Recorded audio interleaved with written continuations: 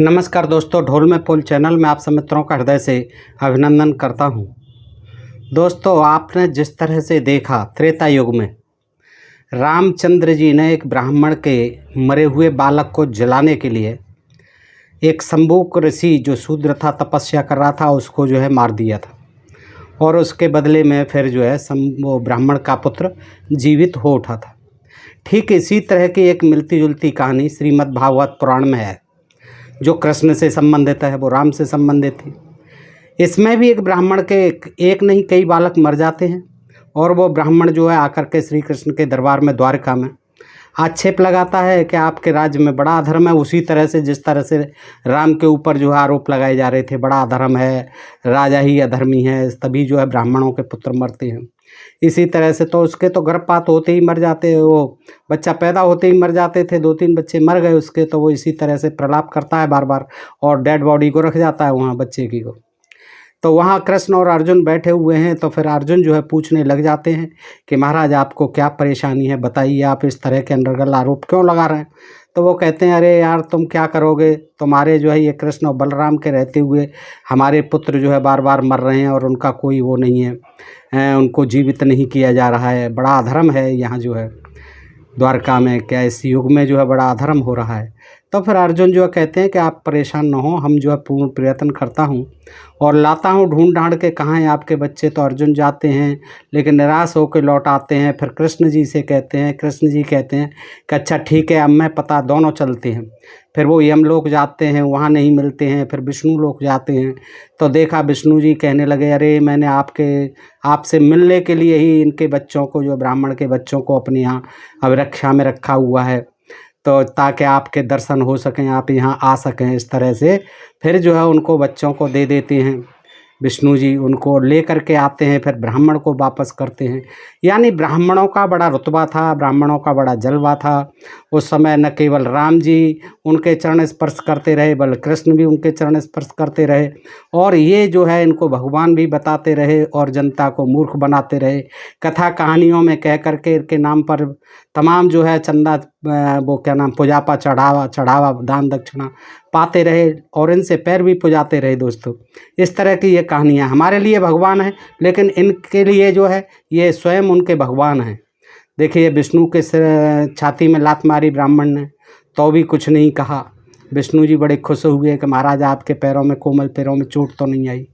भृगु ब्राह्मण थे, उनके ससुर थे। वैसे ऐसे ही इन्होंने रामचंद्र जी से, आपने देखा ही है रामायण में, जगह जगह दशरथ जी से, जनक जी से, सीता जी से अपने पैरों के स्पर्श कराते रहे हैं, चरण वंदना कराते रहे हैं और भगवान भी बताते रहे हैं उन्हें दूसरों के लिए। और इसी तरह से कृष्ण से भी। तो दोस्तों, ये बड़ा रोचक प्रसंग है आज का, आप देख लीजिए। 10वां स्कंध है, ये अध्याय 89 है, पृष्ठ 695 से है दोस्तों। श्रीमद् भागवत महापुराण द्वितीय खंड, गीता प्रेस, गोरखपुर है।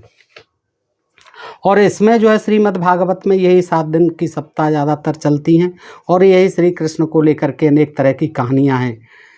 तो बड़ी बड़ी विचित्र कहानियाँ हैं दोस्तों। आइए देखते हैं कैसी ही विचित्र कहानी सुखदेव जी सुना रहे हैं, कथावाचक हैं, और वो बैठे बैठे परीक्षित जी सुनते रहते हैं और परीक्षित जी पे कोई काम धंधा नहीं है, यही सुनना, और सुखदेव जी महाराज सुनाते रहते हैं।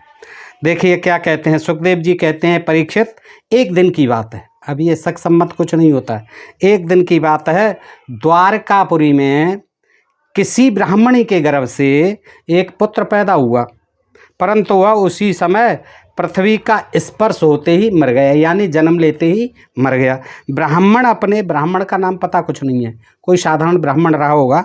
ब्राह्मण अपने बालक का मृत शरीर लेकर राजमहल के द्वार पर गया, जैसे वो राम जी के दरबार में पहुंचा था, और वहां उसे रखकर अत्यंत आतुरता और दुखी मन से विलाप करता हुआ यह कहने लगा।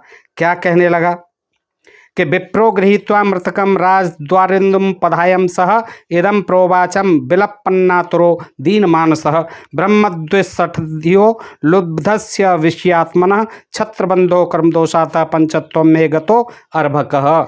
24वां श्लोक। दुखी मन से विलाप करता हुआ यह कहने लगा कि इसमें संदेह नहीं कि ब्राह्मण द्रोही, धूर्त, कृपण और विषयी राजा के कर्म दोष से ही मेरे बालक की मृत्यु हुई है। और द्वारका के राजा श्री कृष्ण मालिक थे वो तो। श्री कृष्ण जी के दरबार में पहुंच करके ये कहता है कि इसमें कोई संदेह नहीं है कि अब तो ब्राह्मण द्रोही, ब्राह्मणों के द्रोही, ब्राह्मणों से द्रोह करने वाले ब्राह्मण द्रोही, धूर्त, कृपण और विषयी राजा के कर्म दोष से ही मेरे बालक की मृत्यु हुई। और यही शब्द जो है राम जी के लिए कहे थे उस ब्राह्मण ने। ये लगभग एक जैसे ही कुछ कुछ प्रसंग होते हैं। तो जो राजा हिंसा परायण, आगे कहते हैं ब्राह्मण देव कि जो राजा हिंसा परायण, द्वहशील और अजितेंद्रिय होता है, उसे राजा मानकर सेवा करने वाली प्रजा दरिद्र होकर दुख पर दुख भोगती रहती है।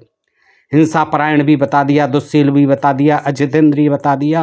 और राजा, ऐसे राजा को जो सेवा मान प्रजा जो है दरिद्र होकर दुख पर दुख भोगती रहती है, ऐसे को राजा मान के उसकी सेवा करती है प्रजा। तो और उसके सामने संकट पर संकट आते रहते हैं। इस तरह की बातें करते हैं वो ब्राह्मण देव। परीक्षित, सुखदेव जी महाराज कहते हैं आगे, इसी प्रकार अपने दूसरे और तीसरे बालक के भी पैदा होते ही मर जाने पर वह ब्राह्मण लड़के की लाश राजमहल के दरवाजे पर डाल गया और वही बात कह गया। दूसरा भी मरा तब वही बात कह गया, तीसरा मरा तब भी वही, और डेड बॉडी को वहाँ छोड़ गया, लाश को। 9वें बालक के मरने पर, ओहो, 9वें बालक तक चले, मरते रहे और छोड़ता रहा। देखिए, यानी ये क्रम 9 साल तक चलता रहा। 9वें बालक के मरने पर जब वहाँ आया, तब उस समय भगवान श्री कृष्ण के पास अर्जुन भी बैठे हुए थे। उन्होंने ब्राह्मण की बात सुनकर उससे कहा, अर्जुन ने, ब्राह्मण, आपके निवास स्थान द्वारका में कोई धनुषधारी क्षत्रिय नहीं है क्या? अर्जुन ने कहा कि हे ब्राह्मण देव, आपके निवास स्थान द्वारका में कोई धनुषधारी क्षत्रिय नहीं है क्या? मालूम होता है कि ये यदुवंशी ब्राह्मण हैं और प्रजा पालन का परित्याग करके किसी यज्ञ में बैठे हुए हैं।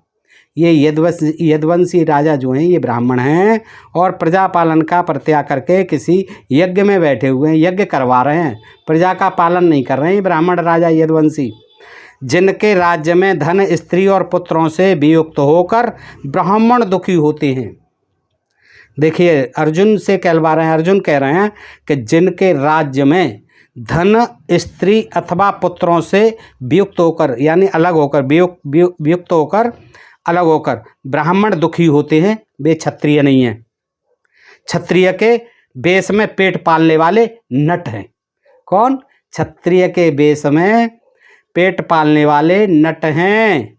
वो क्षत्रिय जो ब्राह्मण, जिनके राज्य में धन और स्त्री और पुत्रों से वियुक्त होकर ब्राह्मण दुखी होते हैं। देखिए, ब्राह्मणों को कितनी अपनी ही चिंता रहती थी हर जगह, और तो किसी जाति का जिक्र नहीं आने देते। तो देखो, कहते हैं कि ये जो है क्षत्रिय के वेश में पेट भरने वाले नट हैं, उनका जीवन व्यर्थ है। तो ये अर्जुन कह रहे हैं, अर्जुन से कहलवा, भगवान श्री कृष्ण से कहते हैं, मैं समझता हूँ कि आप स्त्री पुरुष अपने, ब्राह्मण से ही कहते हैं, भगवान मैं समझता हूँ कि आप स्त्री पुरुष अपने पुत्रों की मृत्यु से दीन हो रहे हैं। मैं आपकी संतान की रक्षा करूँगा। अर्जुन ने कहा, यदि मैं अपनी प्रतिज्ञा पूरी न कर सका तो आग में कूदकर जल मरूंगा। अर्जुन, तुमने अपने पुत्रों की रक्षा क्यों नहीं की? अभिमन्यु को मार दिया था। उसकी रक्षा क्यों नहीं की? चक्रव्यूह में घेर के साथ मारतियों ने मार दिया था। उसको जीवित क्यों नहीं किया? उसकी इतनी चिंता नहीं हुई। उस प्रतिज्ञा पूरी न कर सका तो आग में कूदकर जल मरूंगा और इस प्रकार मेरे पाप का प्रायश्चित हो जाएगा। देखिए, मैं ब्राह्मण देव आपके सभी बच्चों को जीवित ला दूंगा, ढूंढ के लाऊंगा जहाँ कहीं भी होंगे, अन्यथा मैं चिता में जलकर भस्म हो जाऊंगा। तो ब्राह्मण ने क्या कहा? देखिए, अर्जुन, यहाँ बलराम जी, भगवान श्री कृष्ण, धनुर्धर शिरोमणि प्रद्युम्न, अद्वितीय योद्धा अनिरुद्ध भी जब मेरे बालकों की रक्षा करने में समर्थ नहीं हैं, इन जगदीश्वरों के लिए भी यह काम कठिन हो रहा है, तब तुम इसे कैसे करना चाहते हो? सचमुच ये तुम्हारी मूर्खता है। ब्राह्मण देव ने कहा, अर्जुन, ये तुम्हारी मूर्खता है, हम तुम्हारी इस बात पर बिल्कुल विश्वास नहीं करते। अर्जुन ने कहा, ब्राह्मण, मैं बलराम, श्री कृष्ण अथवा प्रद्युम्न नहीं हूँ। मैं अर्जुन हूँ। अर्जुन, मैं न बलराम हूँ, न श्री कृष्ण हूँ, न प्रद्युम्न हूँ। मैं हूँ अर्जुन, जिसका गांडीव नामक धनुष विश्वविख्यात है। ब्राह्मण देवता, आप मेरे बल पौरुष का तिरस्कार मत कीजिए, इंसल्ट नहीं कीजिएगा। आप जानते नहीं, मैं अपने पराक्रम से भगवान शंकर को संतुष्ट कर चुका हूँ, उनसे भी टक्कर ले चुका हूँ। भगवान, देखिए भगवान कह रहे हैं ब्राह्मण देश, भगवान मैं आपसे अधिक क्या कहूँ, मैं युद्ध में साक्षात मृत्यु को भी जीतकर आपकी संतान ला दूंगा।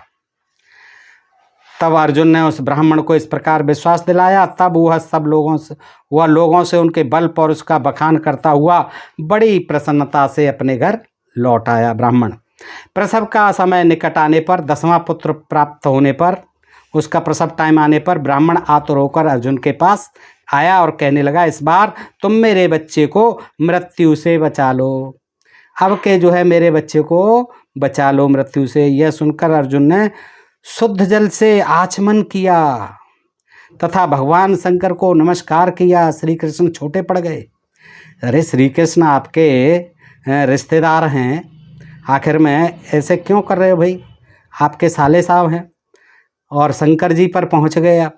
फिर दिव्य अस्त्रों का स्मरण किया और गांडीव धनुष पर डोरी चढ़ाकर उसे हाथ में लिया। अब गांडीव धनुष से कहाँ ढूंढ के लाओगे, कैसे जीवित कर दोगे? धनुष से तो मारने का काम होता है, संहार का काम होता है। अर्जुन ने बाणों को अनेक प्रकार के अस्त्र मंत्रों से अभिमंत्रित करके प्रसव गृह को चारों ओर से घेर दी। हाँ, ये किया ना, देखता हूँ कौन मारने आता है। तो देखिए अपने गांडीव से चारों ओर से चला करके बाणों से उस प्रसव गृह को, जहाँ बच्चा पैदा होना था, घेर दिया, बाण गाड़ दिए।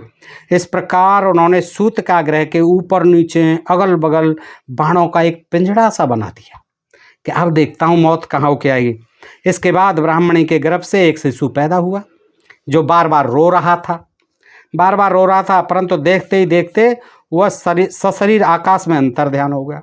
कमाल हो गया, सशरीर बच्चा चला गया ऊपर, तीर फिर उसके रखे रह गए, बाणों की दीवार पिंजड़ा पता नहीं कहाँ होकर निकल गया। सशरीर, आत्मा जाती तो मान भी लेते, सशरीर चला गया।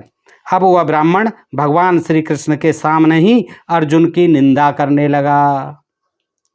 देखिए अर्जुन के सामने अर्जुन की निंदा करने लगा श्री कृष्ण के सामने। क्या बोला? वह बोला, मेरी मूर्खता तो देखो, मैंने इसे नपुंसक कह दिया। देखिए, हालांकि वो ब्रह्मला बने थे, उत्तरा को सिखाया था वहाँ विराट के दरबार में पुत्री को, तो नपुंसक की डींग भरी बातों पर विश्वास कर लिया। अर्जुन को नपुंसक कह दिया। कुछ भी कह सकते थे ब्राह्मण देव। मेरी मूर्खता तो देखो, मैंने इस नपुंसक की डींग भरी बातों पर विश्वास कर लिया। भला जिसे प्रद्युम्न, अनिरुद्ध, यहाँ तक कि बलराम और भगवान श्री कृष्ण भी न बचा सके, उसकी रक्षा करने में और कौन समर्थ है? ये क्या कर लेगा अर्जुन? जिसे श्री कृष्ण नहीं बचा पाए, बलराम नहीं बचा पाए, प्रद्युम्न अनिरुद्ध नहीं बचा पाए, ये क्या बचा लेगा?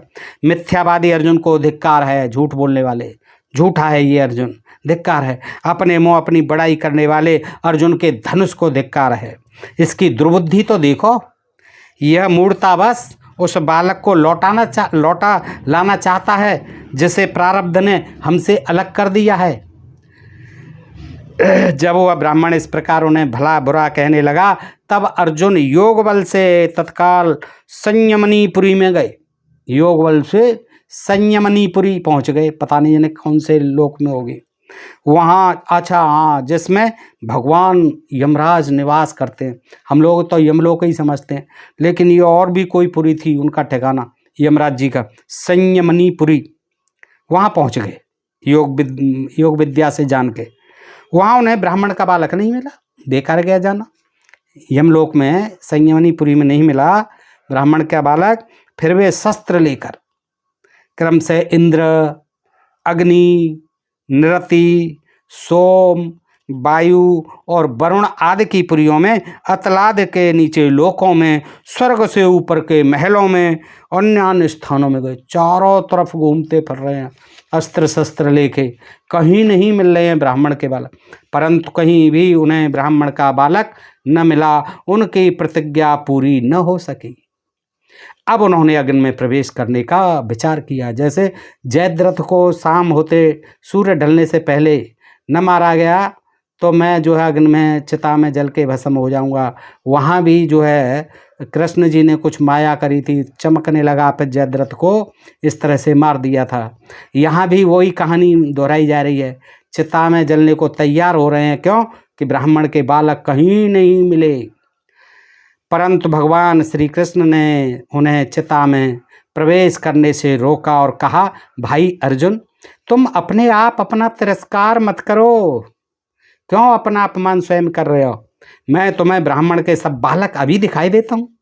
अरे तो महाराज, जब से इतना परेशान हो रहे हैं वो, जिन्हें कितने दिन लगे होंगे, पैदल घूमने गए होंगे, कहाँ उन पर जहाज रखा था? सातों लोगों में सब लोग पुरियों में घूमे आए, यमलोक में घूमे आए, स्वर्गलोक में घूमे आए, कहीं नहीं मिला। अब कह रहे हैं आप कि क्यों जल रहे हो भाई? मैं तुम्हें ब्राह्मण के सब बालक अभी दिखाई देता हूँ। आज जो लोग तुम्हारी निंदा कर रहे हैं वे ही फिर हम लोगों की निर्मल कीर्ति की स्थापना करेंगे, वही हमारी वाहवाही करेंगे। चिंता मत करो। सर्वशक्तिमान भगवान श्री कृष्ण इस प्रकार समझा बुझाकर अर्जुन के साथ अपने दिव्य रथ पर सवार हुए। ये सवार हुए अब रथ पर और पश्चिम दिशा को प्रस्थान किया। उन्होंने सात सात, देखिए ध्यान से देखें, रथ पर बैठ गए हैं, सात सात दोनों जने, सात सात पर्वतों वाले द्वीप, सात द्वीप, सात सात पर्वत है एक एक द्वीप में, सात सात पर्वतों वाले सात द्वीप। अब उनका नाम पता कुछ नहीं है कौन कौन से द्वीप थे। सात समुद्र, पता नहीं कौन से सात समुद्र थे। और लोकालोक पर्वत को, अब पता नहीं ये लोकालोक पर्वत कहाँ था, आज तो कोई दिखाई नहीं देते ये चीज़। लांघकर घोर अंधकार में प्रवेश किया। वहाँ पहुँच गए सब, सातों द्वीपों से पार, सातों समुद्रों से पार, अंधकार में रथ चल रहा है। परीक्षा तो, सुखदेव जी कहते हैं, परीक्षा तो अंधकार इतना घोर था, वो भी साथ में गए होंगे, देख रहे थे, तभी तो लिख रहे हैं सुखदेव जी महाराज, कथा सुना रहे हैं। वह अंधकार इतना घोर था कि उसमें सैब्य, सुग्रीव, मेघपुष्प और बलाहक नाम के चारों घोड़े, ये घोड़ों के नाम थे जिस रथ में जा रहे थे दोनों अर्जुन और कृष्ण बैठ गए। ये चार घोड़े जुटते थे उसमें, उनके नाम थे सैब्य, सुग्रीव, सुग्रीव वो भी थे बानर, और मेघपुष्प और बलाहक। क्या अजीब अजीब घोड़ों के नाम भी बढ़िया थे। चारों घोड़े अपने मार्ग भूल कर इधर उधर भटकने लगे अंधेरे में, उन्हें कुछ सूझता ही न था। योगेश्वरों के भी परमेश्वर भगवान श्री कृष्ण ने घोड़ों की यह दशा देखकर अपने सहस्र सहस्र सूर्यों के समान तेजस्वी चक्र को आगे चलने की आज्ञा दी। अब आ गए, चक्र को याद किया, सुदर्शन चक्र, महाराज हमें कुछ नहीं दिखाई दे रहा है सुदर्शन चक्र जी, अब आप आगे आगे चलो तो हम पीछे पीछे चलेंगे हमारे घोड़े। सुदर्शन चक्र अपने ज्योतिर्मय तेज से स्वयं भगवान के द्वारा उत्पन्न उस घने एवं महान अंधकार को चीरता हुआ मन के समान तीव्र गति से आगे आगे चला।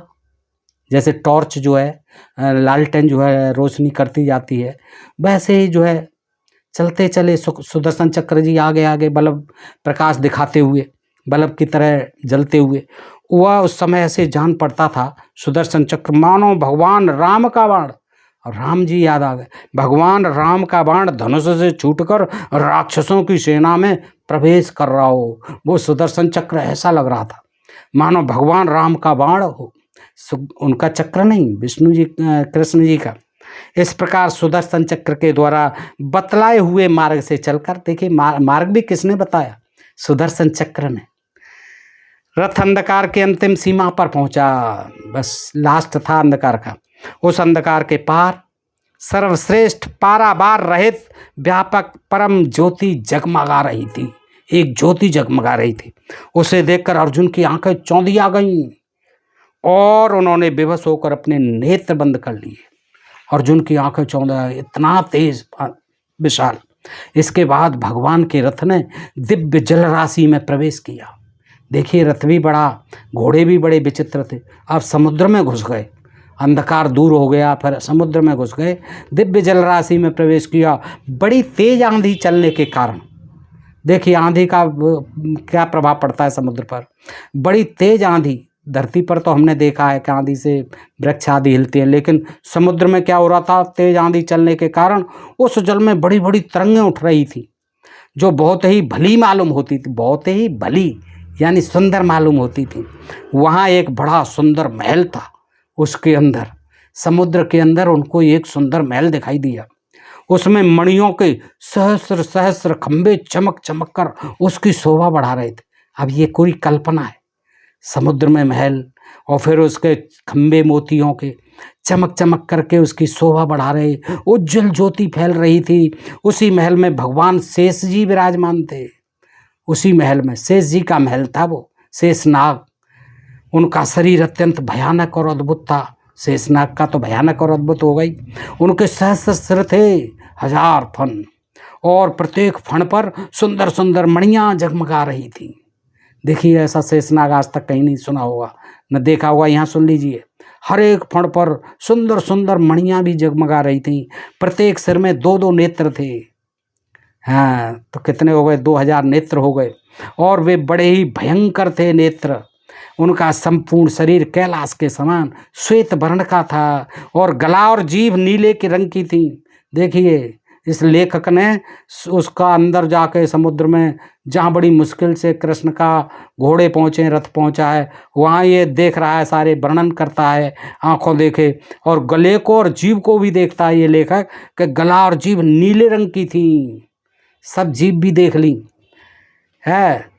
परीक्षित अर्जुन ने देखा कि शेष भगवान की सुखमयी सैया पर, और उस सैया पर, उनकी शेषनाग की सैया पर सर्वव्यापक महान प्रभावशाली परम पुरुषोत्तम भगवान विराजमान है। अब वो भी कहाँ रहते थे बताओ? पृथ्वी लोक पर जगह ही नहीं, समुद्र में अंदर इतने जा करके, और वो भी पता नहीं कहाँ, 7 लोक 7 द्वीप पार करके, अंधकार पार करके फिर वो समुद्र था, और समुद्र में शेषनाग, और शेषनाग की सैया पर जो विराजमान थे परम पुरुषोत्तम भगवान। उनके शरीर की कांति, अब उनकी भी कांति सुन लो, वर्षाकालीन मेघ के समान श्यामल थी। अत्यंत सुंदर पीला वस्त्र, देखिए वहाँ भी पीला वस्त्र चलता था उस समय। पीला वस्त्र धारण किए हुए हैं, मुख पर प्रसन्नता खेल रही है, प्रसन्न हो रहे हैं, और बड़े बड़े नेत्र बहुत ही सुहावने लग रहे हैं। बहुमूल्य मणियों से जटित मुकुट और कुंडलों की कांति से सहस्रों घुंघराली अलकें चमक रही हैं। लंबी लंबी सुंदर 8 भुजाएं हैं। अब देखिए क्या विचित्र, 8 भुजा, 2 भुजाओं से तो भगवान का काम ही नहीं चलता था। सब देवी देवताओं के 8, 16, किसी के 1000, कितने कितने जो है भुजाएं होती थी, कितने कितने सिर होते थे। गले में कौस्तुभ मणियाँ, पता नहीं एक भी नहीं मिलता इस युग में, जाने कहाँ चले गए ये सब। गले में कौस्तुभ मणि है, वक्षस्थल पर श्री वत्स का चिन्ह है, और घुटनों तक वनमाला लटक रही है, वनमाला लटकी हुई है घुटनों तक। अर्जुन ने देखा कि उसके नंद सुनंद आदि अपने पार्षद, चक्र सुदर्शन आदि अपने मूर्तिमान आयुध, तथा पुष्टि श्री कीर्ति और अजा, ये चारों शक्तियाँ एवं संपूर्ण रिद्धियाँ ब्रह्मादि लोकपालों के अधीश्वर भगवान की सेवा कर रही हैं। सब सेवा में लगी हुई हैं, दास दासियाँ। भगवान श्री कृष्ण ने अपने ही स्वरूप श्री अनंत भगवान को प्रणाम किया। देखिए, विष्णु जी ही विष्णु जी को, क्योंकि श्री कृष्ण भी भगवान विष्णु हैं, और वो विष्णु जी सोए भी हैं, वो भी हैं शेषनाग पर। तो उन्होंने जो है, एक विष्णु ने दूसरे विष्णु को प्रणाम किया। अर्जुन उनके दर्शन से कुछ भयभीत हो गए थे। अर्जुन को बड़ा अटपटा लगा, डर गए कि ये कौन भाई इतनी दूर आकर के और सोया हुआ है। श्री कृष्ण के बाद उन्होंने भी उनको प्रणाम किया, और वे दोनों हाथ जोड़कर खड़े हो गए। अब ब्रह्मादि लोकपालों के स्वामी भूमा पुरुष ने, भूमा पुरुष यानी विष्णु ने, मुस्कुराते हुए मधुर एवं गंभीर वाणी से कहा, श्री कृष्ण और अर्जुन, मैंने तुम दोनों को देखने के लिए ही ब्राह्मण के बालक अपने पास मंगा लिए थे। अब और जातियों के भी मंगा लेते महाराज, केवल ब्राह्मणों से ही इतना स्नेह क्यों है? और ये स्नेह भी कैसा कि मार मार के मंगा रहे हो? क्यों मंगा रहे हो? उस ब्राह्मण ने आपका क्या बिगाड़ा था? जैसे ही पैदा होते थे, धरती पर आते थे, सब मर जाते थे। 9वां भी मर गया, 10वें की तैयारियां थी। तो आप जो है विष्णु भगवान ऐसा क्यों कर रहे थे? उस ब्राह्मण को क्यों सता रहे थे? श्री कृष्ण और अर्जुन को तो आप वैसे ही खबर भेज देते तो आ जाते आपके पास, या आप ही चले जाते, आप तो अंतर्यामी हैं। लेकिन देखिए क्या विचित्र कथाएं बनाई हैं। सुखदेव जी महाराज जी सुना रहे हैं, परीक्षित महाराज जी आराम आराम से मजे मजे में सुनते जा रहे हैं कि श्री कृष्ण और अर्जुन, मैंने तुम दोनों को देखने के लिए ही, पहली बार देख रहे हो क्या महाराज? ब्राह्मण के बालक अपने पास मंगा लिए थे। तुम दोनों ने धर्म की रक्षा के लिए मेरी कलाओं के साथ पृथ्वी पर अवतार ग्रहण किया है। पृथ्वी के भार रूप दैत्यों का संहार करके शीघ्र से शीघ्र तुम लोग फिर मेरे पास लौट आओ। तो इसका मतलब देखो, दो हो गए ना, कृष्ण जी वहाँ हो गए धरती पर, वो विष्णु जी वहाँ हैं, और उनको ही विष्णु जी बता देते हैं कि विष्णु का अवतार है। यहाँ तो दोनों ही विष्णु हैं, कृष्ण भी विष्णु हैं, वो भी विष्णु हैं। अभी ये घालमेल पता ही नहीं चलता है। वहाँ हर जगह जो है फिर कृष्ण को विष्णु ही बता देते हैं, कहीं फिर विष्णु को कृष्ण का अवतार बता देते हैं। तो देखिए विष्णु जी खुद कह रहे हैं कि मेरी कलाओं से तुम पैदा हुए दोनों, अर्जुन और कृष्ण, और तुम जो है पृथ्वी के भार हैं, दैत्य असुर अनार, उनको जो है संहार करो, मारो, और शीघ्र से शीघ्र तुम लोग फिर मेरे पास लौट आओ। तो ये बातें तो पहले से ही होती रही थी आपकी महाराज। इतना जो है ब्राह्मण गरीब को, बेचारे के 8-9 बच्चे, कितना ब्राह्मणी परेशान होती थी, रोती थी, चिल्लाती थी। फिर श्री कृष्ण जी पर आकर के आरोप लग रहे हैं दुनिया भर के, वहाँ भी राम जी पर भी आरोप लग रहे थे, वो भी वो आप विष्णु के अवतार थे। तो वहाँ जो है आप क्या करते रहते हैं महाराज? इस तरह से ब्राह्मण देव को आपने परेशान किया, इन दोनों को परेशान किया। जरा सी बात थी, ब्राह्मण के बच्चों को क्यों मानना था? आप वैसे ही बुला लेते। तुम दोनों, अब क्या कहते हैं आगे, तुम दोनों ऋषिवर नर और नारायण हो दोनों। एक नर है, एक नारायण है श्री कृष्ण, और नर अर्जुन है।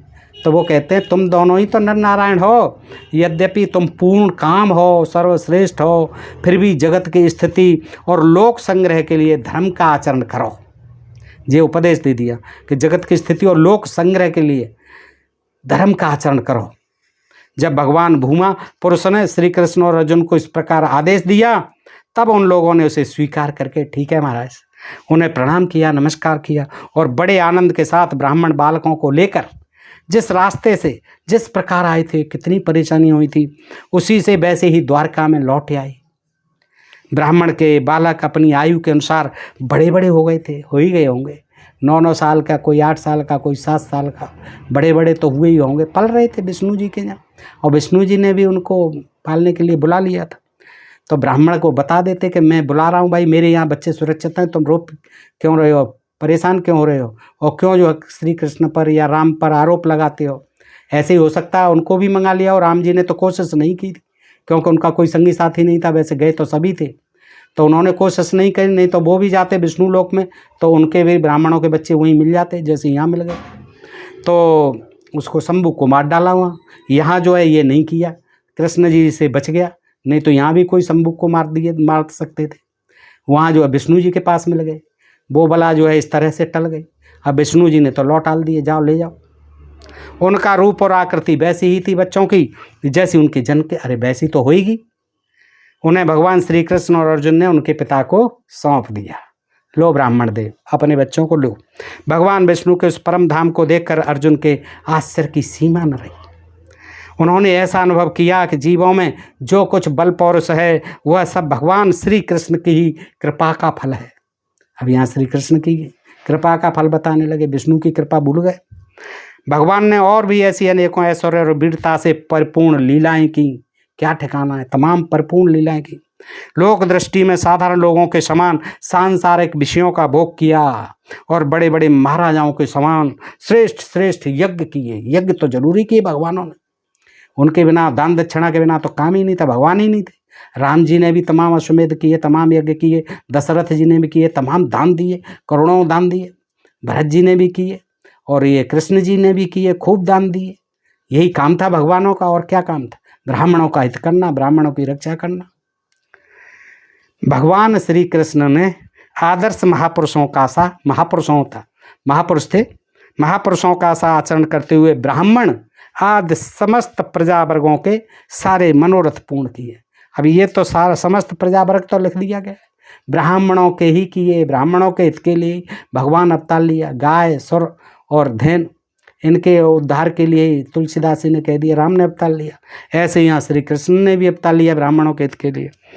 प्रवर्षवम खिलानाम कामानाम प्रजासम ब्राह्मणादिषु यथा कालम यथेवेंद्रो भगवान अच्छद्वंद्यम आस्थित।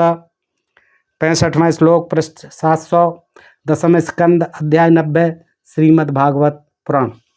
भगवान श्री कृष्ण ने आदर्श महापुरुषों का आचरण करते हुए ब्राह्मणादि समस्त प्रजा वर्गों के सारे मनोरथ पूर्ण किए, ठीक वैसे ही जैसे इंद्र प्रजा के लिए समयानुसार वर्षा करते हैं। उन्होंने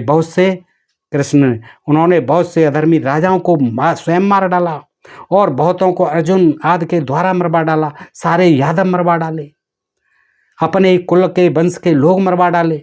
और इस प्रकार धर्मराज युधिष्ठिर जुए में हार गए, सब कुछ बहुत परेशान कर दिए, महाभारत का युद्ध करवा दिया और उनको महाराज धर्मराज कहते हैं। धर्मराज युधिष्ठिर धार्मिक राजाओं से उन्होंने अनायास ही सारी पृथ्वी में धर्म मर्यादा की स्थापना करवा दी। अरे बड़ा धर्म मर्यादा स्थापना करवा दी, तमाम जो है सारे यादव मरवा दिए, कोई नहीं रहा। स्वयं भी फिर जो है एक बहेलिया के द्वारा मार दिए गए श्री कृष्ण जी। तो दोस्तों ये इस तरह की कथा कहानियाँ हैं, आप स्वयं देख सकते हैं, पढ़ सकते हैं कि ब्राह्मणों ने जो है कहीं कोई कमी नहीं छोड़ी है, सब तरह से जो है अपनी मर्यादा स्थापित की है इन धर्म ग्रंथों में। क्यों कि यही लिखने वाले थे संस्कृत में, यही संस्कृत पढ़ने वाले थे। क्षत्रिय वैश्य शूद्रों को तो कोई मतलब नहीं था, उनको कोई अधिकार ही नहीं था। दोस्तों आज ये पढ़ते हैं तो ऊपर ऊपर की बातें सुनाते रहते हैं ये कथावाचक, इनको इस तरह से कोई नहीं पढ़ता है न कोई सुनता है, और ये इनके अंधविश्वास और पाखंडों में जनता फंसी हुई रहती है। दोस्तों जिसके इन कथाओं की आज शायद कोई प्रासंगिकता नहीं है, बिल्कुल भी प्रासंगिकता नहीं है, इनका कोई महत्व नहीं है, ये जो है बेसिर पैर की बातें हैं। इनसे स्पष्ट हो जाता है दोस्तों, ना श्री कृष्ण जी किसी के बच्चे को मारते थे, न कहीं लेने गए, ना विष्णु जी किसी के बच्चे को लेने गए।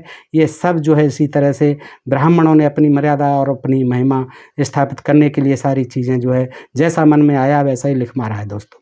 और ये मैं नहीं कहता, ये सारे ग्रंथ कहते हैं। आँख खोल करके पढ़िए, धर्म का चश्मा हटा करके पढ़िए, तो सारी वस्तु स्थिति कम से कम अकल वाले बुद्धि में भी आ जाएगी कि ये है क्या चीज़, इनमें वास्तविकता क्या है। आज के लिए इतना ही दोस्तों। अपने प्रिय चैनल ढोल में पोल को सब्सक्राइब करते रहें। सुनने के लिए आप सब मित्रों का हृदय से आभार, नमस्कार, जय हिंद, जय भारत दोस्तों।